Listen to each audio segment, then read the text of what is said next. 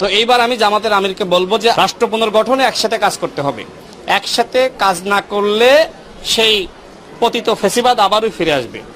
আপনারা কি চান শেখ হাসিনা বাংলাদেশে ফিরে এসে আবারও রাজনৈতিকভাবে সক্রিয় হোক? যদি ফেসিবাদকে ফিরিয়ে আনতে না চান তাহলে সরকারকে রাষ্ট্র পুনর্গঠনে সহযোগিতা করুন। রাশেদ ভাই কি ভালো হয়ে গেল নাকি? জামাত ইসলামের বিরুদ্ধে খুব তো বলতো, আজকে এত নরম সুর কেন রাশেদ ভাই?